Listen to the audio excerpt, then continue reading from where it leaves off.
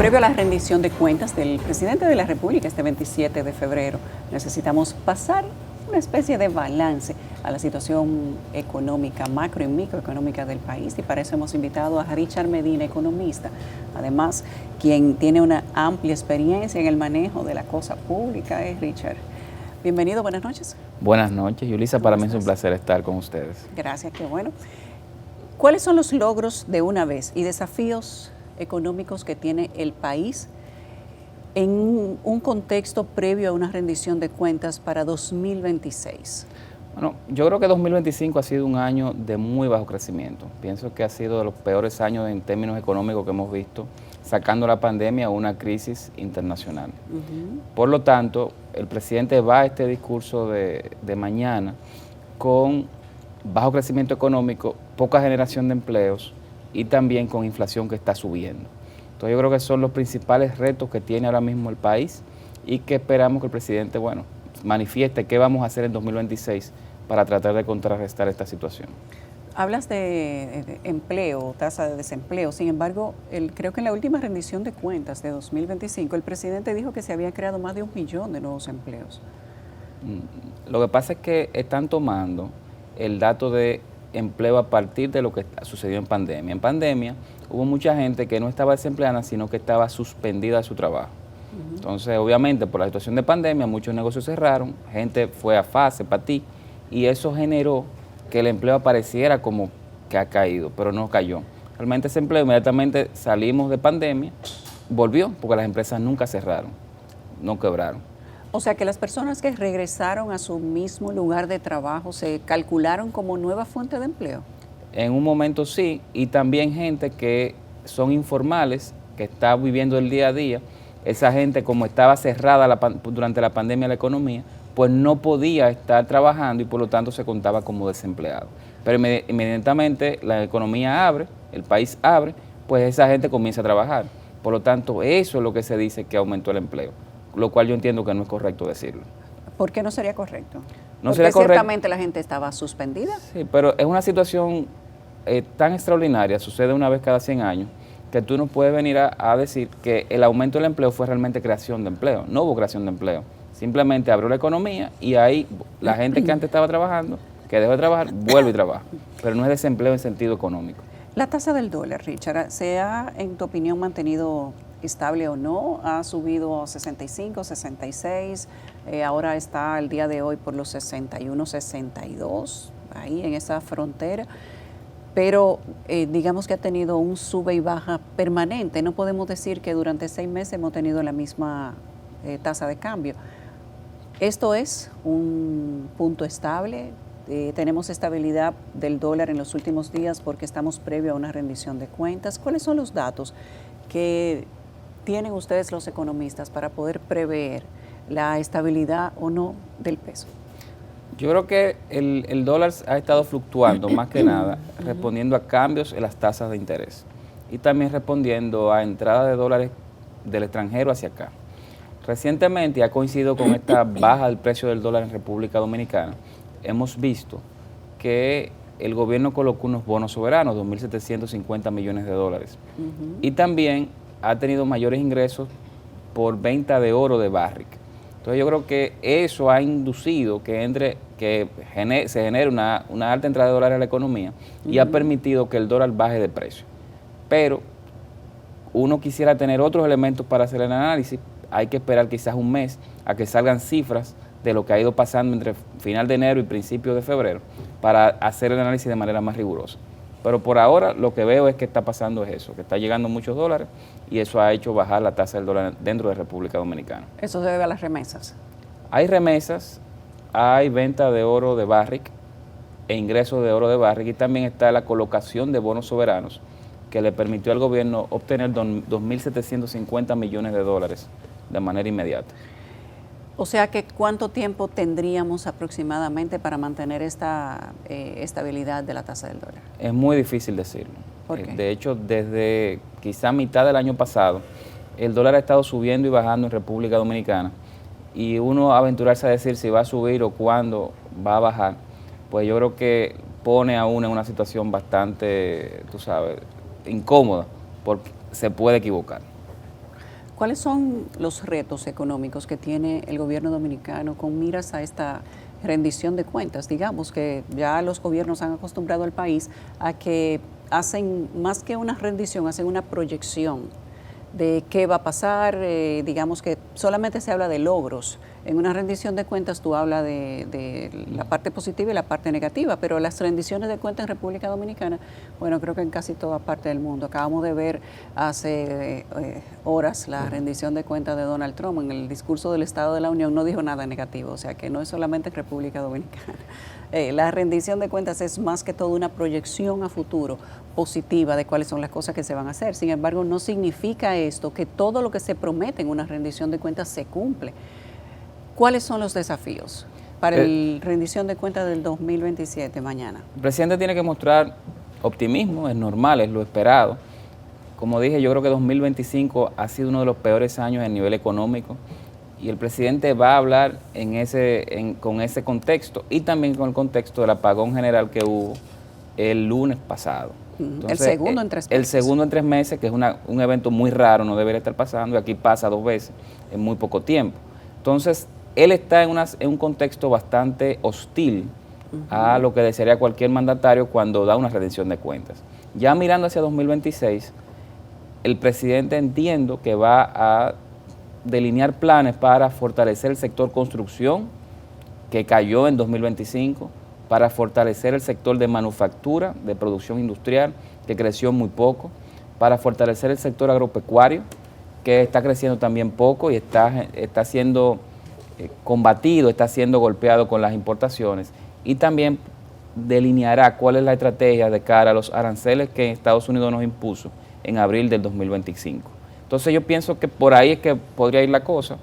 Obviamente son temas bastante espinosos, el gobierno no ha tenido un buen desempeño a nivel de generación de proyectos de inversión que sostengan el crecimiento económico en los últimos años, y tampoco se ve que el gobierno está haciendo lo suficiente para reducir el déficit del sector eléctrico. El presidente en el discurso de 2025 no habló prácticamente nada de eso, ni tampoco se ve que el gobierno esté generando un programa masivo de construcción que permita dinamizar las economías a nivel local.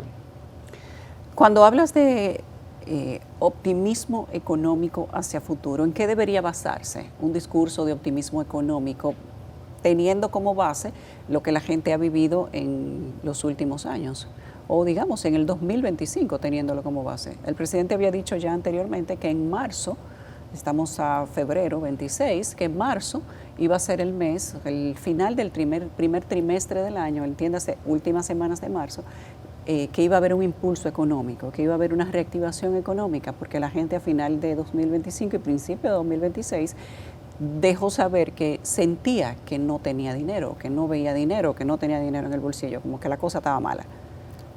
Ese optimismo yo creo que hay que correrlo quizás un par de meses hacia la segunda mitad del año. Me parece que lo visto en 2025 lo vamos a seguir viendo al menos en los primeros 4 o 5 meses de 2026, es decir, poco crecimiento económico.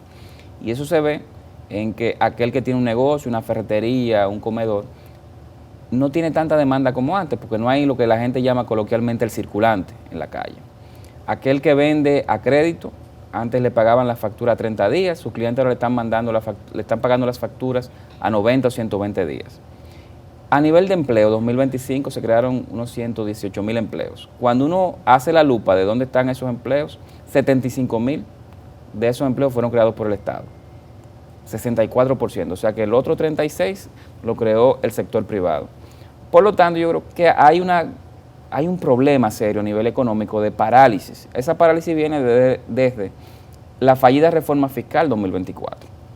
Si a ti desde mayo a octubre, como empresario, alguien te dice que viene un cambio de los impuestos, que viene una reforma fiscal muy dura, y tú estás planeando hacer crecer tu empresa, comprar maquinaria nueva, construir más inventario, pues tú ves que en enero viene un cambio en los impuestos, que viene una reforma fiscal muy dura, tú paralizas eso, a ver qué viene, porque no te vas a arriesgar si te aumentan impuestos en 2 o 3 meses. Entonces eso paralizó la economía, esa parálisis siguió durante todo 2025 y la estamos viendo en 2026. Yo creo que la clave del gobierno en este caso es aumentar la inversión pública, aumentar los proyectos de infraestructura, tanto muy grandes como un monorriel, ese tipo de megaproyectos, como un programa masivo de construcción de infraestructura pequeña, ya sea multiusos, aulas, unidades de atención primaria, que se pueda hacer en muchas comunidades de la geografía nacional y que eso dinamice el empleo y el consumo en esas comunidades.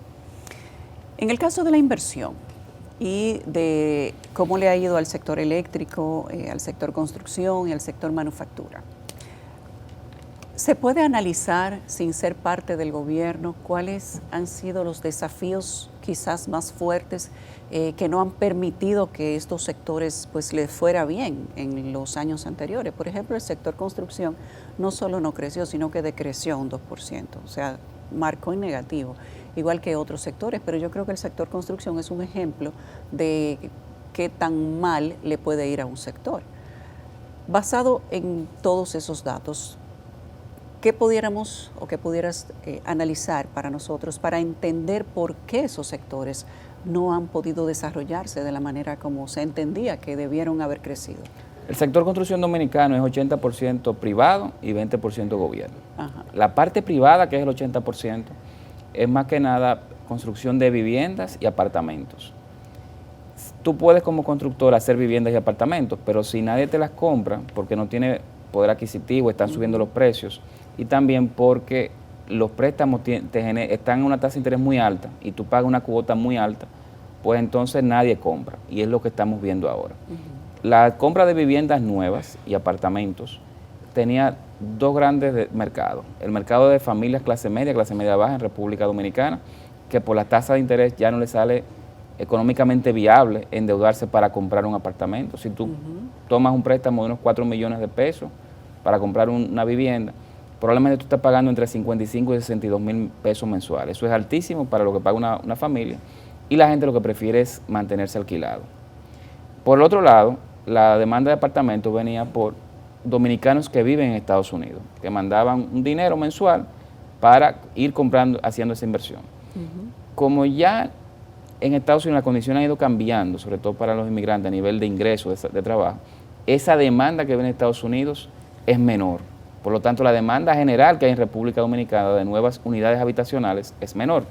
Por lo tanto, se ha paralizado el sector, y eso es lo que explica esa caída. Del lado del gobierno, con inversión pública, el gobierno yo creo que ha fracasado en poder realizar inversión pública de manera efectiva.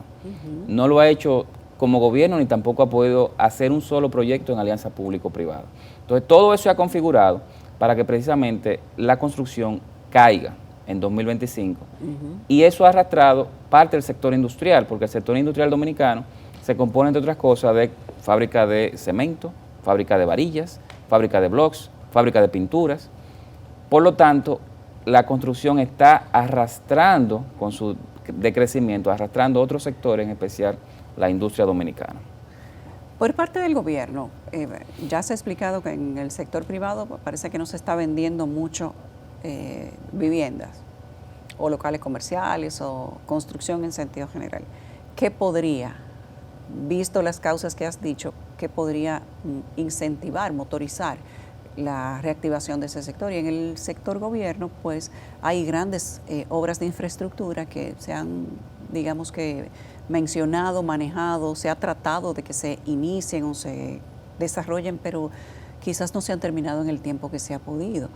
¿Qué implica que esta combinación se haya dado quizás a la par? Parálisis, las causas, no es dinero, o sea, el gobierno sí tiene dinero para terminar las obras que están pendientes. Hay un tema de competencia de aquellos funcionarios que están a cargo de esas obras. Hay un tema de permisos, hay un tema de competencia que quizás no han sido muy competentes para gestionar la construcción de estas obras. Hay temas de pagos, donde un ingeniero manda una factura, una cubicación, si está construyendo una obra para el gobierno, y dura mucho para pagarle. Y también ha habido una situación vinculada con permisología para iniciar los trabajos. Eso es del punto de vista de obras del gobierno. Del punto de vista de obras privadas, hay temas vinculados con la permisología. A veces te puede durar un ingeniero para desarrollar un nuevo bloque de viviendas, apartamentos, 6 meses, un año para obtener todos los permisos antes de comenzar a construir, aumento de los costos de materiales, particularmente de cemento, varilla y blocks, y también ha habido una situación vinculada con la baja demanda. Yo creo que el Banco Central ha sido muy efectivo poniendo dinero en manos de los constructores a tasas bajas para incentivar la construcción. Lo que no se ha visto es que las tasas de interés de los nuevos préstamos hipotecarios, préstamos de viviendas, para el consumidor final, el que va a comprar la casa, pues esté a una tasa de interés lo suficientemente baja que le haga sentido a una familia de clase media o clase baja comprar una vivienda nueva. O sea, la cuota todavía es muy alta en comparación con el alquiler que están pagando. Hay segmentos, no obstante, de la construcción privada que todavía se mantienen bastante dinámicos, se vende mucho, como la construcción y venta de locales comerciales. Gente que lo compra para alquilarlo, para médicos, para consultorios de dentistas, para empresas en general, y gente que lo compra para ellos utilizarlo como oficina. O sea, ese es el segmento, yo creo que está más dinámico de construcción, pero es el más pequeño. El principal es la construcción de viviendas y apartamentos. La inversión pública. ¿Qué ha pasado con la inversión pública? En sentido general. ¿Está baja? ¿Está alta? Algunos analistas y economistas han dicho que se ha invertido en el mínimo por ciento posible. Decía, bueno, Trujillo invertía tanto, 6, 5, el Balaguer invertía 4, Leonel Fernández invirtió 3 punto tanto, casi 4, Danilo Medina invirtió 3 y pico, este invierte 2. ¿A qué se debe? El año pasado se invirtió 2.4% del PIB, lo cual es una cifra bastante baja, de la más baja que hemos visto. Cuando uno hace el análisis, lo que ve es un problema a nivel macro, más allá de temas de permiso, de que no se paga a tiempo, etc. El tema macro es el siguiente: República Dominicana está en una especie de trampa fiscal. Trampa fiscal es, el gobierno está recaudando impuestos y esos impuestos antes permitían cubrir todo el gasto corriente. Gasto corriente, el pago de la nómina, el pago de los intereses de la deuda, el pago de las pensiones, el pago de los subsidios. Después de 2020, la nómina, el pago de subsidios, el pago del sector eléctrico y el pago de los intereses de la deuda ha crecido tanto que ya ese dinero que recauda el gobierno por impuestos no permite cubrir el gasto corriente. O sea que estamos endeudándonos para pagar gasto corriente, es decir, nos endeudamos para pagar no solamente la inversión pública, sino también la nómina, los intereses de la deuda y las pensiones. Entonces el gobierno ha hecho un cambio en la composición del gasto, ha preferido gastar en esos renglones que son menos productivos, a hacerlo en construcción de escuelas, construcción de hospitales, de unidades de atención primarias. Como eso ha ido sucediendo durante 5 años consecutivos, el gobierno se ha ido endeudando y ha aumentado la factura de intereses todavía más. Para el gobierno no tener un déficit fiscal, es decir, para que sus gastos no sean muchísimo más grandes que sus ingresos, para mantener el déficit más o menos en raya, lo que han hecho es que han disminuido el único gasto que pueden disminuir, que es el de infraestructura, que es el gasto de capital o gasto de obras públicas. Eso genera un problema, y es que a futuro República Dominicana va a crecer menos. Nosotros en el gobierno de Danilo Medina, de 2013 a 2019, crecimos 6%. El gobierno del presidente Abinader hemos crecido 3.4%. Y en los últimos 3 años, en los próximos años probablemente vamos a crecer menos que el 4%. Entonces, la razón por la que está pasando eso, entre otras cosas, es porque estamos invirtiendo poco en infraestructura al día de hoy. O sea que hay que aumentar el gasto de infraestructura si queremos como país seguir creciendo las tasas que crecimos en décadas anteriores. ¿Cómo se acomoda eso dentro del modelo de inversión que se ha llevado hasta ahora? Gasto social, bonos, nuevos bonos, digamos que toda esta estructura para sostener a las personas que menos ingresos tienen, estos bonos escolares, brisita navideña y todas esas que al final son bonos sociales. ¿Cómo se sostiene eso, más la deuda, más el pago de intereses, más el déficit fiscal que lo han mantenido a raya? ¿Cómo se balancea eso con el crecimiento económico? Creo que le está restando el crecimiento económico. Nosotros tenemos acá una narrativa oficial de que la pobreza se ha ido reduciendo y los datos muestran que se ha reducido. Yo tengo observaciones sobre la forma de calcular esa reducción de pobreza, pero el dato duro es que se redujo. Ahora, si estamos reduciendo pobreza, no podemos duplicar la cantidad de hogares que están en estos programas sociales. Antes en los programas sociales habían 800,000 hogares Eso partía de un censo con unas características muy particulares de por qué debían recibir el subsidio. Ahora tenemos más de 1.650.000 hogares. Pero hogares que reciben bonos. Que reciben los bonos a través de la tarjeta Supérate. O duplicación de ingresos sociales a esas familias. Eso ya, a eso iba, ese es otro tema. Cada vez que se dan las tarjetas, las brisitas, lo escolar, todo eso, entiendo que son programas que no deben tenerse, porque están duplicando lo que es el programa social duro del gobierno, que es la tarjeta Supérate. Esas son transferencias no condicionadas. Y en el caso, por ejemplo, de la brisa navideña, tú simplemente con la cédula de una persona puedes activar una tarjeta y consumir. Eso es algo que no debe tenerse, porque puede generar una violación de seguridad y también tú no tienes control de que quien recibe realmente esa tarjeta sea una persona que realmente necesite usar ese subsidio. Entonces tú estás dándole subsidio a mucha gente de manera amplia, una gran parte de los cuales probablemente no lo necesita porque no tienen condición de pobreza. Pero además de eso hay otro subsidio que es el eléctrico, que el año 2025 fue de aproximadamente 1.700 y algo millones de dólares. Eso es mucho dinero, mucho dinero. El gobierno puede reducir ese subsidio haciendo inversión en recuperación de circuitos o reducción de pérdidas, es decir, comprando medidores, comprando mejores cables, comprando postes de luz, instalándolos.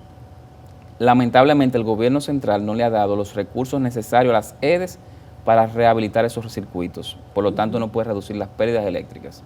Pérdidas eléctricas es de energía que las EDES le dan a sus clientes, pero que no facturan. Actualmente, de cada 100 unidades de electricidad que se da a la población, se está facturando solamente 61, 39 se pierden. Y si tú no facturas 39, no cobras esa 39, o sea que el gobierno tiene que subsidiarla. Esa es la génesis del subsidio. Para ello, el gobierno debería estar invirtiendo vía las sedes 300, 400 millones de dólares anuales para reducir pérdidas. Compra de medidores, compra de postes de luz y de cables. Lamentablemente, solamente se está invirtiendo anual en las EDES alrededor de 100 a 170 millones de dólares. O sea que estamos muy lejos de lograr inversión para reducir realmente las pérdidas o al menos para evitar que sigan creciendo como han hecho los últimos 5 años. ¿Cuál es la expectativa entonces para los próximos 3 años? 3 años, bueno, 26, 27, 28, casi 3 años, 2 años y tantos meses. Hay muchos ponderables acá. Si la situación de Estados Unidos mejora notablemente, o sea que crece mucho, a República Dominicana le va a ir bien. Si nos quitan los aranceles del 10% a nuestras exportaciones hacia Estados Unidos, nos va a ir ahora bien. Ahora pusieron el del 15% de manera global. El que está en vigencia es el 10. Donald Trump, el presidente de Estados Unidos, habló de 10, luego habló de 15, pero el que está en vigencia realmente es el 10 hasta ahora para nosotros. Hay que esperar a ver. Obviamente, si sube, nos perjudica más. Si sube de 10 a 15. Entonces, ese tipo de ponderables habría que verlo. Por lo que se ve hasta ahora, van a ser unos años de bajo crecimiento. Puede ser que las tasas coyunturalmente, las tasas de interés bajen y eso genere que mucha gente se endeude, compre casas, etcétera, y volvamos a crecer a un 4%. Pero hasta ahora, lo que se ve es bajo crecimiento. Es inflación un poco descontrolada como vimos hacia final de año. Y también lo que se ve es la falta de un programa masivo de construcción de infraestructura pública que ayude a repotenciar la economía dominicana. Es como que una batería se le fue la carga y viene una persona con unos cables y yompea. Bueno, eso sería en este caso un programa masivo de construcción de obras públicas. Pero ya había un programa de construcción masiva el último que hubo del Ministerio de la Vivienda. El último que hubo fue, desde el punto de vista del gobierno, fueron las aulas de la Revolución Educativa de Danilo Medina, que se construyeron 23.000 no hablas y pico de viviendas para personas. Pueden ser viviendas. El problema de esas viviendas es que se hicieron con unos fideicomisos y si las personas no califican para un préstamo para comprarlo, pues no pueden adquirirlo. Entonces una parte quizá no se ha vendido todavía por el efecto de las tasas de interés altas. Yo me refiero a programas masivos de construcción de multiuso en comunidades, de unidades de atención primaria, de farmacias del pueblo. Ese tipo de construcción que le quede a la comunidad, que emplee gente que vive en esa comunidad y que le permita al dueño de la ferretería, al dueño del colmado, a la señora que cocina en una fonda, activar la economía local, porque eso es lo que dinamiza realmente en un contexto de parálisis económica como la que tenemos en República Dominicana. Eso es lo que puede dinamizar esa economía que está estancada, como la que estamos viendo. ¿Cuáles serían entonces las expectativas para el discurso de mañana de rendición de cuentas? Se puede hablar de un crecimiento económico. República Dominicana ha crecido, va a crecer mucho. La situación del país ha mejorado, tenemos vivienda, o sea, ¿cuál es la expectativa? ¿Se puede hablar de un compromiso positivo, de un optimismo económico en la rendición de cuentas de mañana? El optimismo económico será en futuro, en tiempo futuro. Porque si hablamos de los últimos 12 meses, no hay mucho que exhibir. O sea, como dije, crecimos poco, se generó poco empleo privado, la mayor parte del empleo que se generó fue público, 75,000 empleos de 118. La comida comenzó a subir de precio, sobre todo después de octubre, por lo tanto está golpeando de manera bastante fuerte los bolsillos de la clase media, media baja y baja. Entonces no hay tantas cosas positivas que mencionar. Bueno, se inauguró recientemente el Metro de los Alcarrizos, pero todo lo que vaya a hablarse mañana pienso que va a ir más que nada por el lado del tiempo futuro, de promesa de lo que se va a hacer. Ok, gracias Richard, qué gusto tenerte aquí, Muchas escuchar gracias. digamos un análisis distinto. Richard Medina, economista, que estaba con nosotros hoy. Gracias a Richard.